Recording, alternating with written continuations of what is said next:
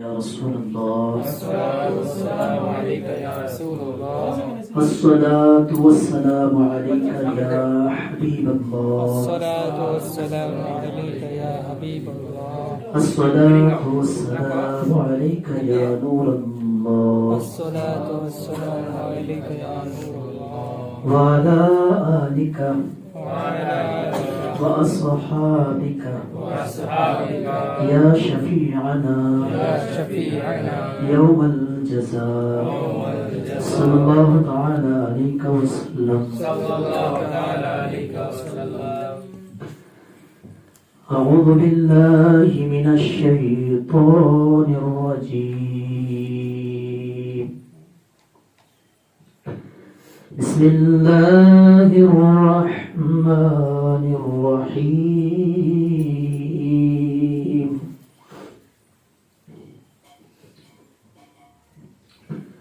والسماء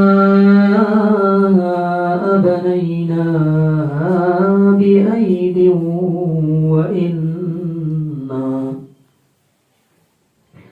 وإنا لموسعون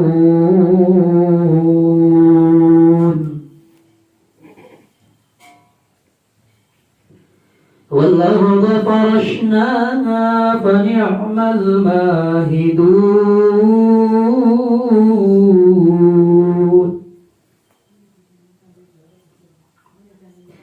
ومن كل شيء خلقنا زوجين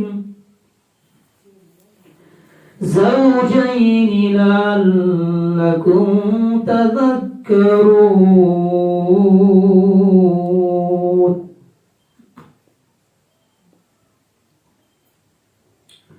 ففروا إلى الله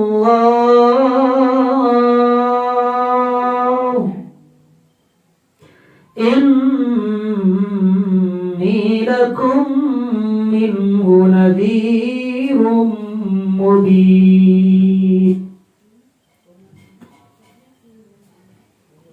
ولا تجعلوا مع الله إلها آخر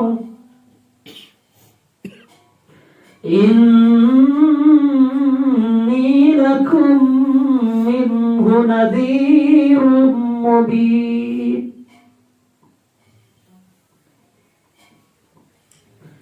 كذلك ما أتى الذين من قبلهم من رسول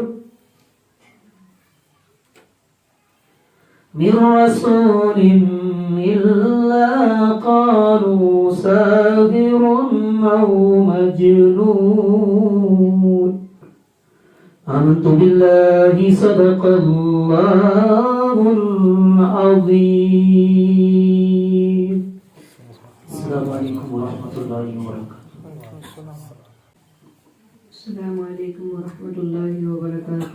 وعليكم السلام ورحمة الله صلى الله عليك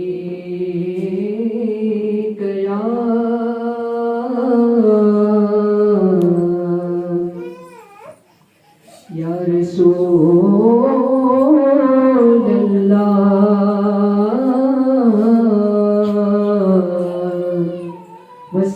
وسلم عليك يا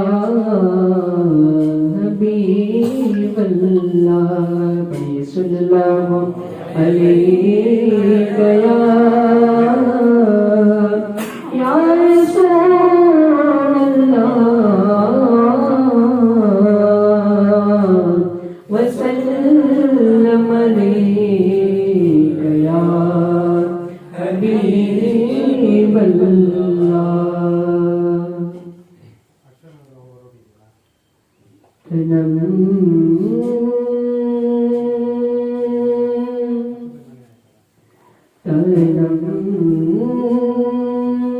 فرسودا جا پارا ہجرا یا رسول اللہ کرم فرسودا جا پارا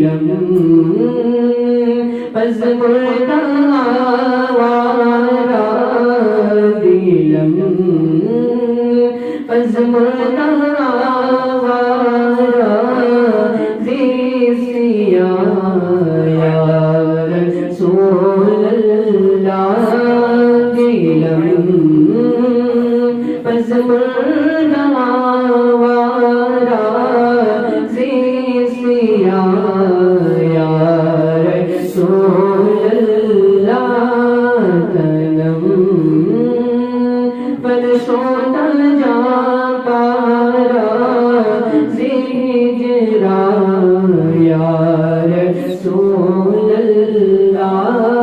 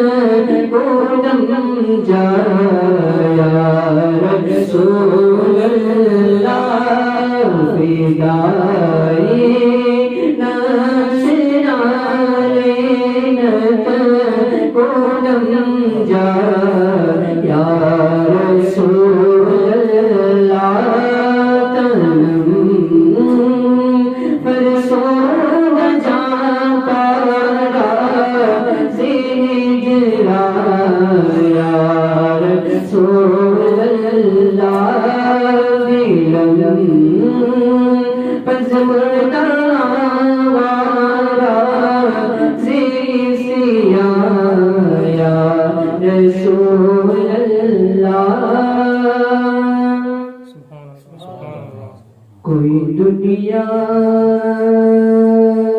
عطا میں نہیں ہمتا تیرا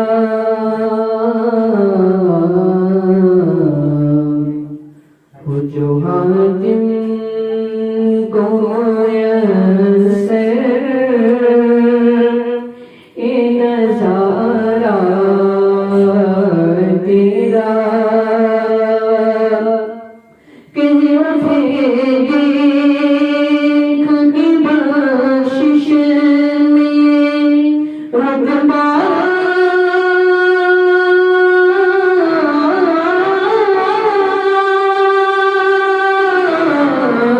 تیرا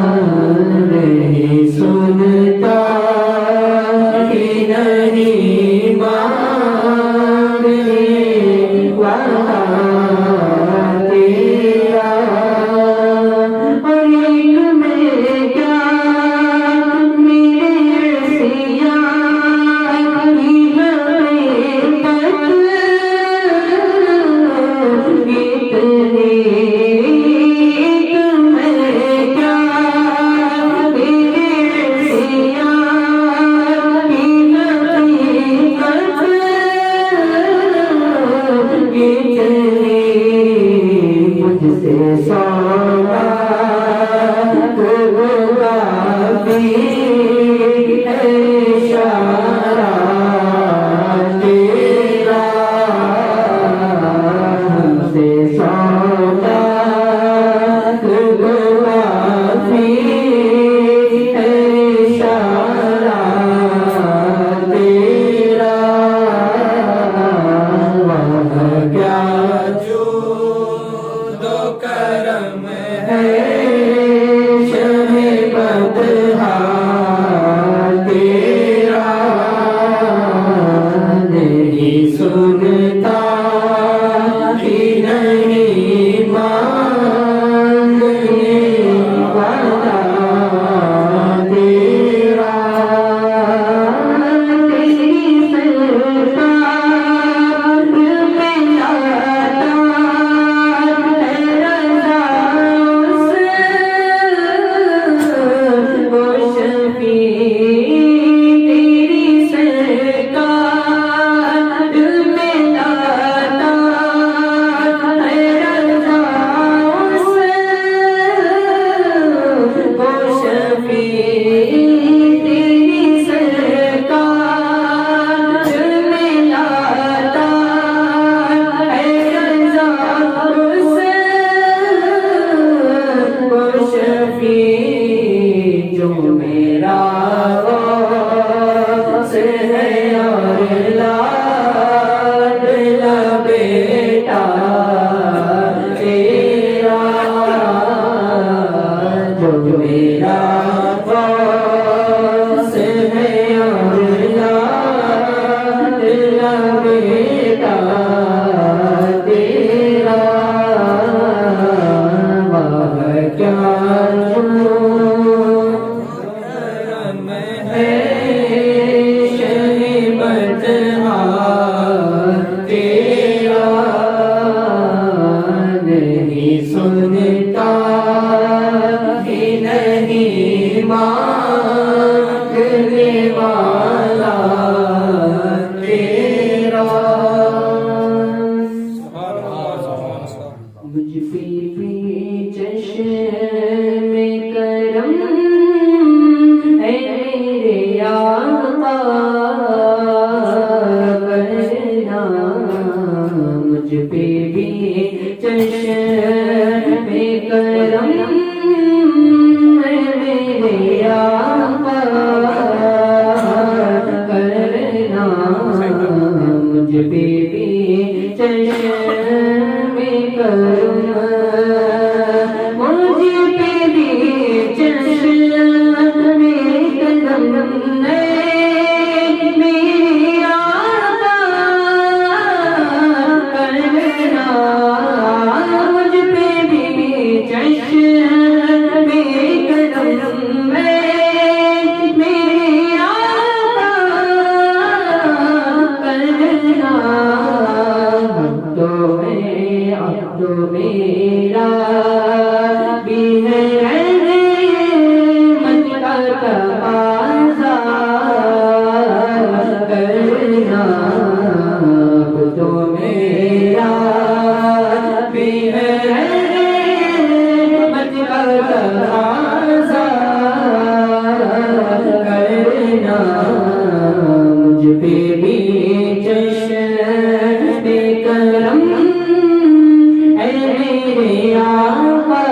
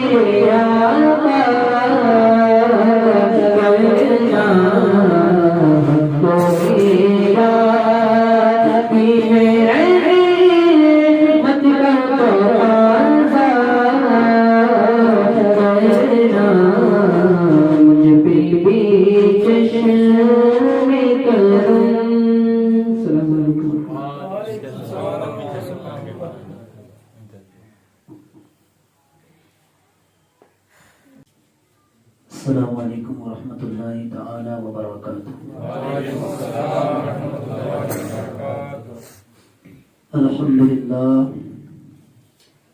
الحمد للہ رب العالمین والعاقبۃ للمتقین والصلاة والسلام على سید الانبیاء والمرسلین وعلى آلہ واصحابہ الطیبین الطاہرین.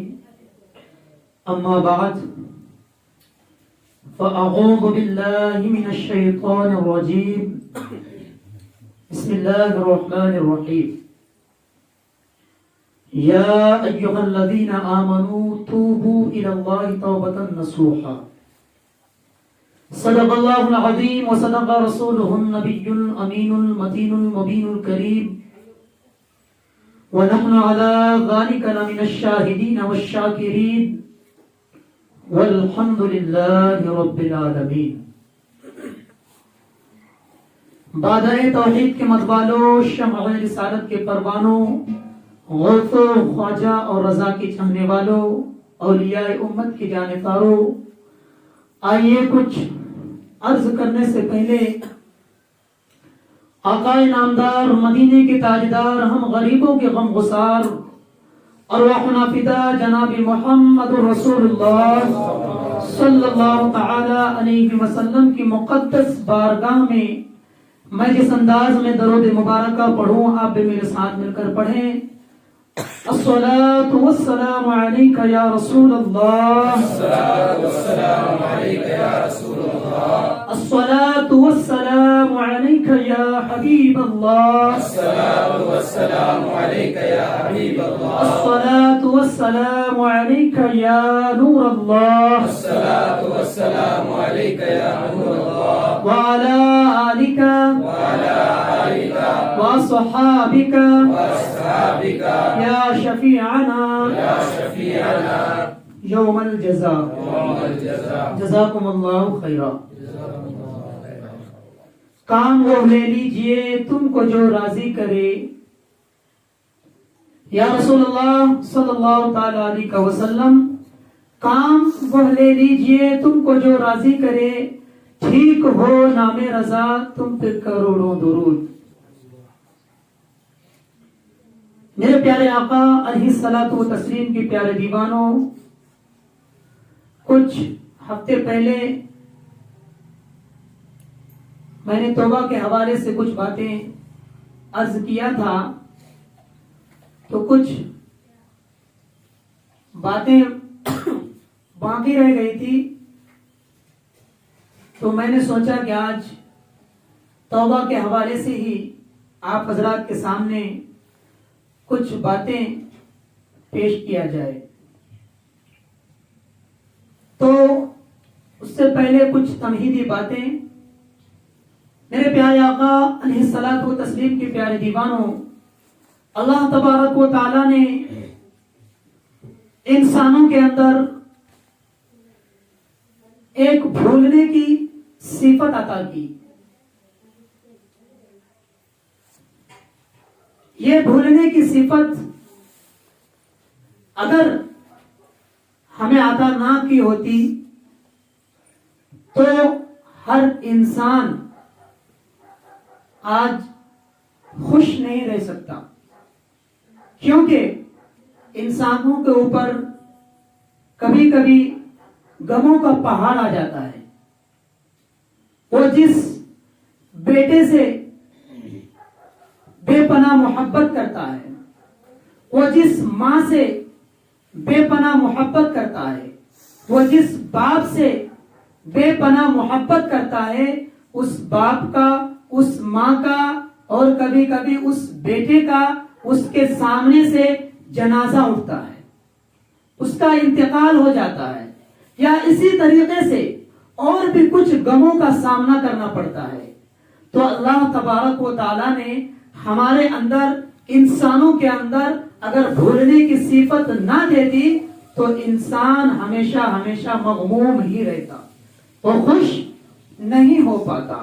تو میرے پیارے آقا علیہ الصلوۃ والتسلیم کے پیارے دیوانوں، غور اور فکر کرنے کی بات یہ ہے کہ اللہ تبارک و تعالیٰ نے ہمیں بھولنے کی صفت غموں کو بھلانے کے لیے دیا تھا.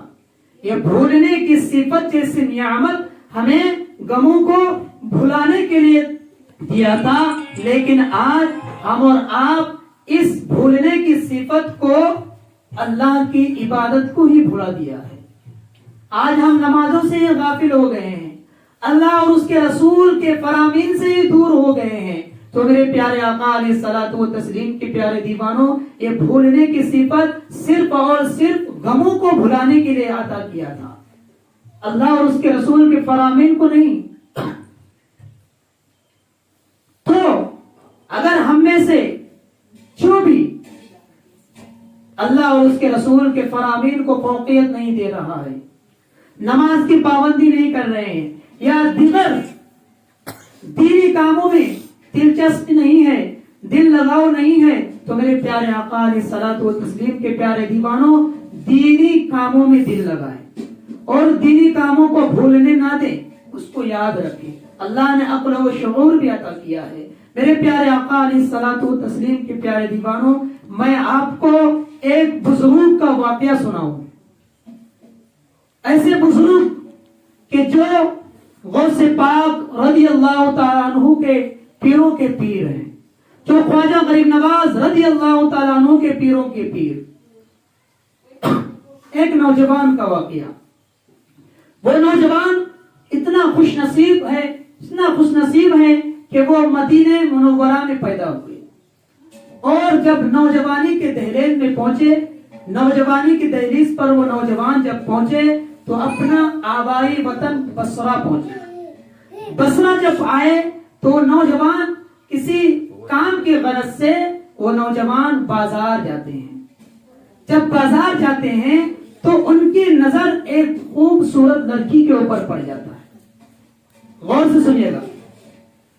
جب ایک خوبصورت لڑکی کے اوپر نظر پڑ جاتے ہیں تو وہ اس لڑکی کی تعریف کرنے لگ جاتا ہے. وہ نوجوان اس کو دیکھتے ہی دیکھتے رہ جاتا ہے، ٹکٹکی باندھ کر اس کی طرف دیکھتا ہے اور کہنے لگتا ہے کہ اے لڑکی، تو کتنا خوبصورت ہے، تیری آنکھیں کتنی خوبصورت ہے.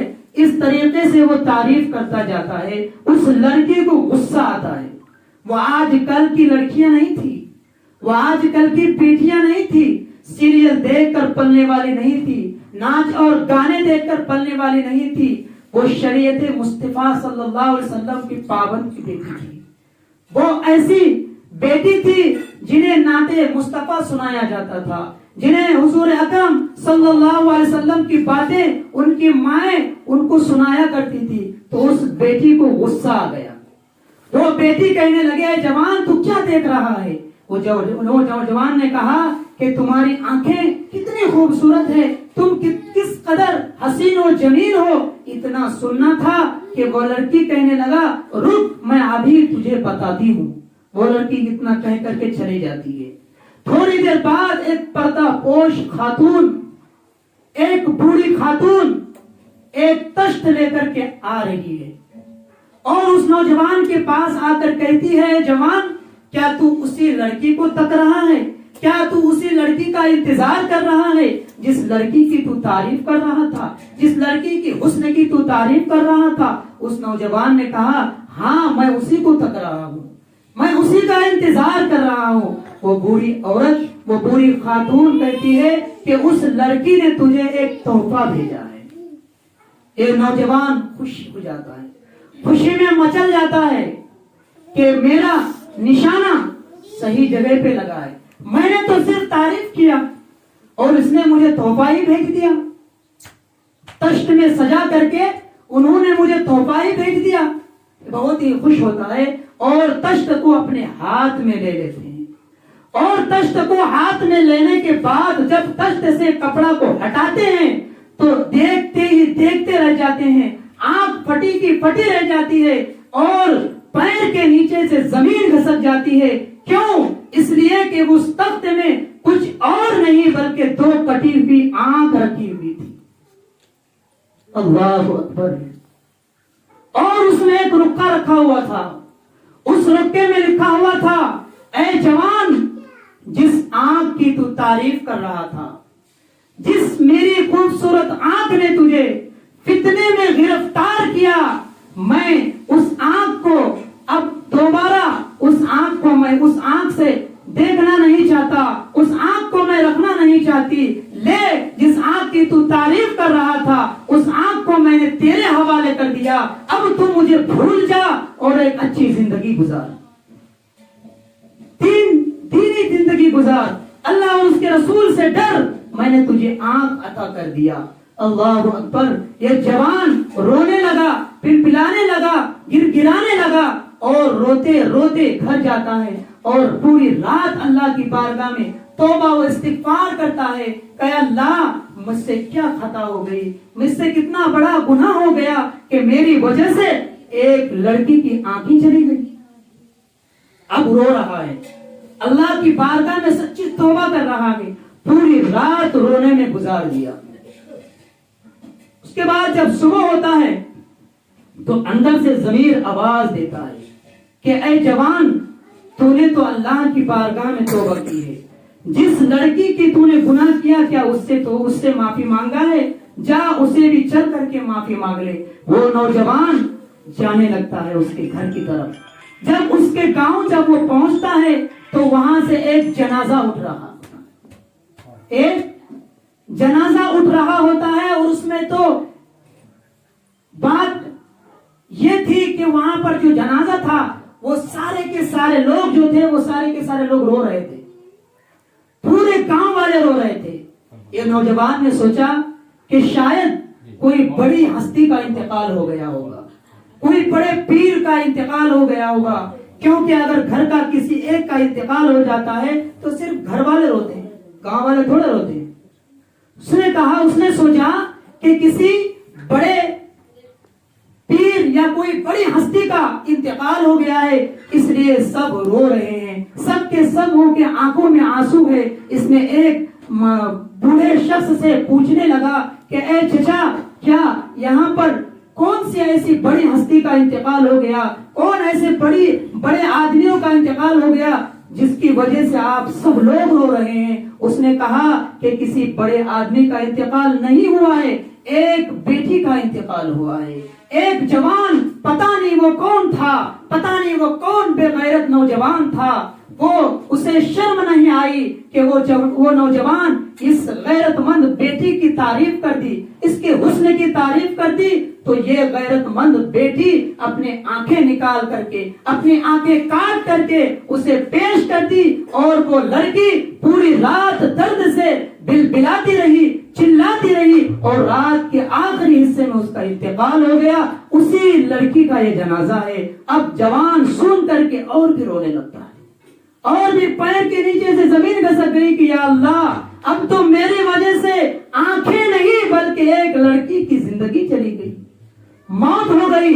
اللہ اکبر۔ وہ اللہ کی بارگاہ میں سچی توبہ کرتا ہے اور وہاں سے پلٹتے ہیں اور اللہ کی بارگاہ میں عرض کرتے ہیں، مولا اب تو کسی مرد کے طرف تو ٹکٹکی باندھ کر دور کی بات، اب کسی لڑکی کی طرف تو ٹکٹکی باندھ کر دیکھنا تو دور کی بات، آج کے بعد سے کسی مرد کی طرف بھی نہیں دیکھوں گا۔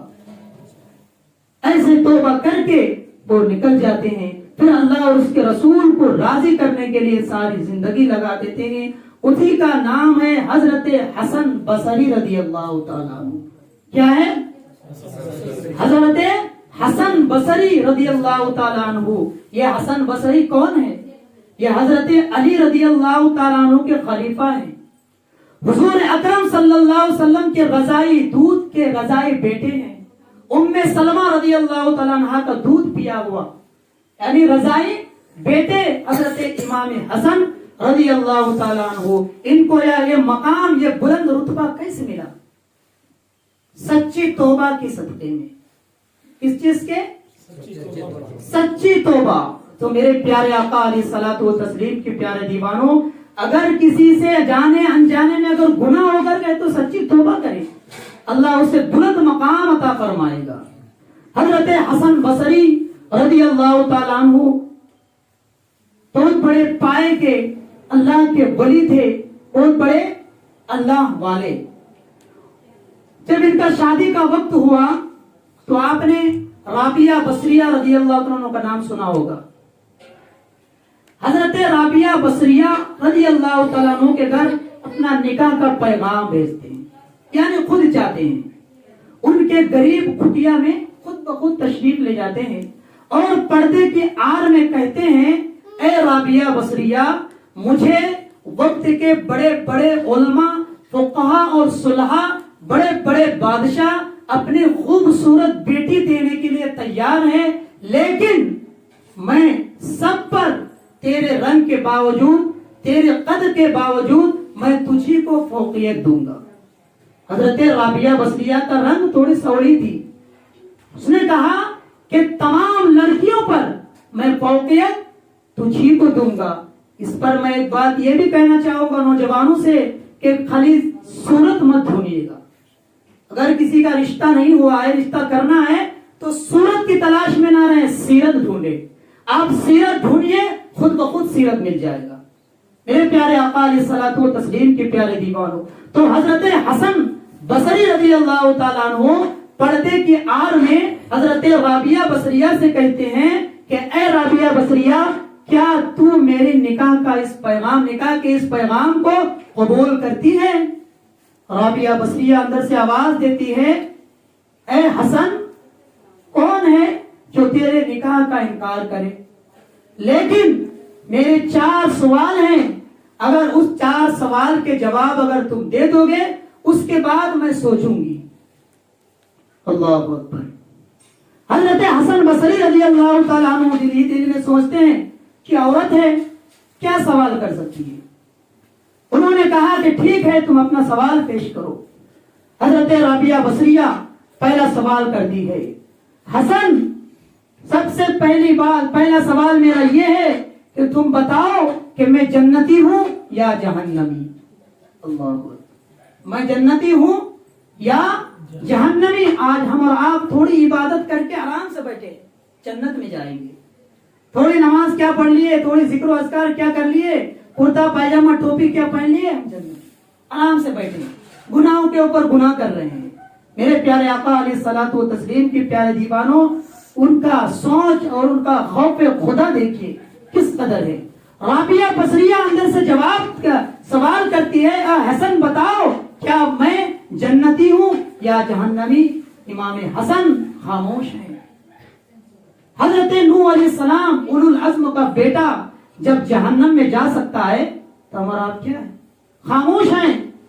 دوسرا سوال کرتی ہے حسن، دوسرا سوال میرا یہ ہے کہ جب نامہ اعمال تولا جائے گا تو کیا میرے نیکی کا پلہ بھاری ہوگا یا ہلکا ہوگا؟ امام حسن خاموش ہے. رابعہ بصریہ کہتی ہے حسن جواب دو، میرے سوالوں کا جواب تم کیوں نہیں دے رہے ہو؟ امام حسن خاموش ہے. تیسرا سوال کرتے ہیں حسن، میرا تیسرا سوال یہ ہے کہ جب نامہ اعمال دیا جائے گا تو کیا میرا نامہ اعمال میرے سیدھے ہاتھ میں دیا جائے گا یا الٹے ہاتھ میں؟ امام حسن خاموش ہے. چوتھا سوال کرتی ہے اے حسن، بتاؤ کل قیامت کے دن پل صراط پر سے جب لوگ گزریں گے، پل صراط پر سے ہر کسی کو گزرنا ہے. حضور کی بیٹی حضرت فاطمہ الزہرا جو جنتی عورتوں کی سردار ہے، انہیں بھی گزرنا ہے، لیکن ان کا شان کچھ اور ہوگا. جب حضرت فاطمہ الزہرا رضی اللہ تعالیٰ عنہا کی گزر ہوگی تو اہل محشر سے ندا آئے گی، اہل محشر والوں تمام سارے کے سارے اپنی نگاہیں نیچی کر لو، کیونکہ حضور کی بیٹی فاطمہ کی گزر ہوگی. حضرت فاطمہ ایک ہی لمحے میں گزر جائے گی. رابعہ بصریہ سوال کرتی ہے چوتھا سوال، اے حسن، پل صراط کے راستے پر جب میں گزروں گی تو کیا میں گزر جاؤں گی یا کٹ کر جہنم میں گر جاؤں گی؟ اللہ اکبر. امام حسن خاموش ہیں اور امام حسن خاموش ہیں. رابعہ بصریہ اندر سے کہتی ہے حسن، کیا ہوا، میرے سوالوں کے جواب تم کیوں نہیں دے رہے ہو؟ تب حسن جواب دیتے ہیں، اے رابعہ بصریہ سن، مجھے خود پتہ نہیں ہے کہ میں جنتی ہوں یا جہنمی۔ اللہ اکبر، کتنے بڑے اللہ والے، کس قدر اللہ سے ڈر رہے ہیں۔ کیا کہہ رہے ہیں؟ مجھے خود پتہ نہیں ہے کہ میں جنتی ہوں یا جہنمی ہوں، تم مجھ سے پوچھ رہے ہو۔ مجھے یہ بھی پتہ نہیں ہے کہ میرے نامہ اعمال کا پلہ بھاری ہوگا یا ہلکا ہوگا۔ مجھے یہ بھی پتہ نہیں ہے کہ میرا نامہ اعمال مجھے سیدھے ہاتھ میں دیا جائے گا یا الٹے ہاتھ میں دیا جائے گا، اور مجھے یہ بھی خبر نہیں ہے کہ پل صراط کے راستے پہ کل قیامت کے دن میں گزر جاؤں گا یا کٹ کر جہنم میں گر جاؤں گا۔ اے رابعہ بصریہ، ایک سن لے رابعہ بصریہ، قیامت تک بصرہ کی زمین پر اب تیری جیسی خاتون کوئی پیدا نہیں ہوگی۔ اللہ اکبر، میرے پیارے آقا علیہ الصلوۃ والتسلیم کے پیارے دیوانوں، کہنے کا مقصد یہ ہے کہ وہ کیسی خاتون تھی، وہ کیسی عورت تھی کہ ان کے پاس جائز نکاح کرنے کے لیے بھی وقت نہیں تھا، اس قدر اللہ سے ڈرتی تھی۔ اور آخر میں کہنے لگی، حسن جا تو کسی اور سے نکاح کر لے، مجھے پہلے اللہ کو راضی کرنا ہے، میں یہ دیکھنا چاہوں گی کہ میں جنتی ہوں یا جہنمی ہوں، میں یہ مشاہدہ کرنا چاہتی ہوں کہ میرا نامہ اعمال میرے سیدھے ہاتھ میں مل جائے۔ میرے پیارے آقا علیہ الصلوۃ والتسلیم کے پیارے دیوانوں، اس قدر اللہ والے اور اللہ والیاں اللہ کا خوف دل میں رکھتے تھے، اللہ سے ڈرتے تھے، جو رات اور دن شب و روز اللہ کی عبادت میں گزر رہے تھے، وہ اس قدر ڈر رہے تھے۔ اور ہم اور آپ کیا کر رہے ہیں؟ میرے پیارے آقا علیہ الصلوۃ والتسلیم کے پیارے دیوانوں، تو سچی توبہ کریں اور توبہ کریں سچی، اور گناہوں سے اگر بچنا ہے تو ایک بات یہ بھی ہے کہ آپ بروں کا ساتھ چھوڑ دیں، برے آدمی کا ساتھ چھوڑیں اور نیکوکاروں کا ساتھ پکڑیں، اچھے آدمیوں کو دوست بنائیں، بروں کو ساتھ دوست نہ بنائیں، کیونکہ حدیث سے پاک ہے کہ کل قیامت کے دن جس سے محبت ہوگی، جس سے دوستی پکی ہوگی، اسی کے ساتھ اس کا حشر ہوگا۔ تو اگر آپ نے کسی شرابی کو دوست بنایا، کسی زانی کو دوست بنایا، کسی سود خور کو دوست بنایا، کسی جھوٹے شخص کو دوست بنایا، تو وہ جب تمہارا حشر اس کے ساتھ ہوگا تو وہ خود جہنمی ہوگا اور تمہیں بھی جہنم میں لے کے نکل جائے گا۔ تو میرے پیارے آقا علیہ الصلوۃ والتسلیم کی پیارے دیوانوں، ایسے شخص کو دوست بناؤ جو تمہیں برائی سے روکے، تأمرون بالمعروف وتنہون عن المنکر، یعنی جو برائی سے روکے اور نیکی کی دعوت دے، ایسے شخص کو دوست بناؤ۔ برے دوست کو بیکاٹ کرو، برے دوستوں کے ساتھ چھوڑو۔ میرے پیارے آقا علیہ الصلوۃ والتسلیم کے پیارے دیوانوں، اچھے دوست اور برے دوست کی بات آ گئی تو میں ایک بات یہ بھی بتا کر کے اپنی تقریر کو سمیٹ لوں گا۔ حدیث پاک میں ہے کہ کل قیامت کے دن دو دوستوں کا حساب و کتاب ہوگا، دو دوست کا حساب و کتاب ہوگا۔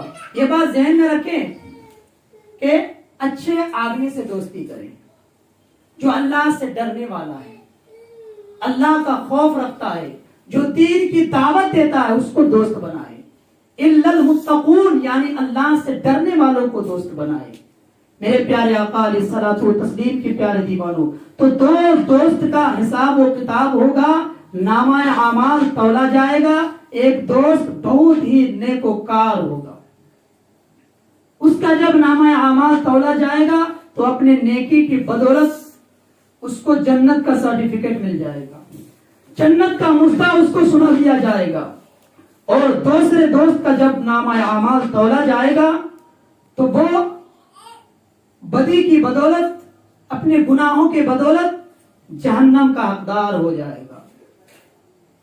فرشتوں کا حکم ہوگا، اے فرشتوں، اس کے اچھے دوست کو اس کے سامنے جنت میں لے کر کے جاؤ، تاکہ یہ دیکھے کہ اس نے دنیا میں اللہ اور اس کے رسول صلی اللہ علیہ وسلم کی باتوں پر عمل کیا، اس کے فرامین پر عمل کیا، اس نے نمازوں کا پابند کیا، روزے رکھے اور دیگر مسائل پر عمل کیا، تو اس کو اس کے سامنے جنت میں لے کر کے جاؤ تاکہ یہ دیکھے۔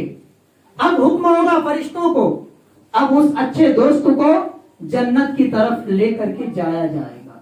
جب وہ جنت کے قریب قریب پہنچے گا، اب جنت میں داخل ہونے والا ہی ہوگا، تو یہ برے دوست آواز دے گا، اے میرے دوست، کیا تو دنیا میں مجھ سے دوستی نہیں کرتا تھا؟ کیا میں تیرا جگری دوست نہیں تھا؟ کیا میں تجھے سچی دوستی نہیں کرتا تھا؟ آج تو مجھے چھوڑ کر جنت میں چلا جاتا ہے، جنت میں چلا جا رہا ہے۔ اتنا سنے گا کہ وہ اچھے دوست واپس ہوگا اور پھر رب تبارک و تعالیٰ کی بارگاہ میں سفارش کرے گا۔ الا المتقون قرآن پاک میں ہے کہ اچھے دوست، اچھے انسان جو متقی پرہیزگار ہوں گے وہ سفارش بھی کریں گے۔